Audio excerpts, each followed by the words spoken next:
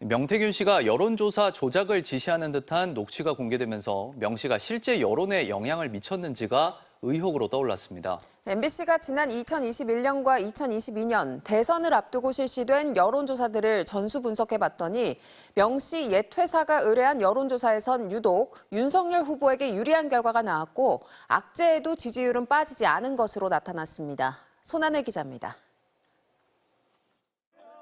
지난 2021년 7월 윤석열 대통령의 장모 최은순 씨가 요양병원 불법 운영 혐의로 징역 3년을 선고받고 법정 구속됐습니다. 윤석열 대통령의 정계 입문 사흘 만에 터진 초대형 악재였습니다. 윤 전 총장 정치 선언 이후 첫 선거인데 신경이 어떠신가요? 이 무렵 명태균 씨의 옛 회사인 미래한국연구소는 피플 네트워크스 리서치, 즉 PNR의 여론조사를 의뢰했습니다. 결과는 윤석열 후보의 오차범위 박우세, 더불어민주당 이재명 후보와의 격차는 7.2%포인트였다가 장모 구속 이후 9.9%포인트, 다시 12.1%포인트로 오히려 커졌습니다. 상담원이 직접 면접하느냐, 기계음으로 묻느냐, 조사 방식에 따라 여론조사 결과는 달라질 수 있습니다. 따라서 같은 시기 PNR과 똑같이 자동 응답 전화 방식을 쓴 기관들의 조사만 살펴봤는데 윤 후보의 지지율은 일제히 큰 폭으로 떨어졌습니다.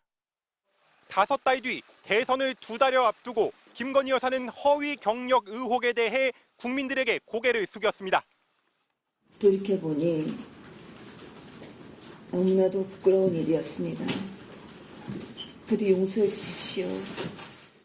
역시 자동 응답 전화 방식의 여론조사만 살펴보면 윤 후보 지지율이 일제히 급락해 이재명 후보가 선두를 넘보기까지 했습니다.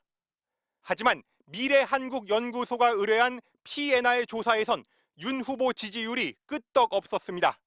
MBC가 2021년 11월부터 대선 직전까지 시행된 여론조사 415건을 전수조사해 분석한 결과 PNR 여론조사에선 윤석열, 이재명 양자 대결 기준으로 평균보다 5%포인트 이상 윤 후보에게 유리한 결과가 나왔습니다.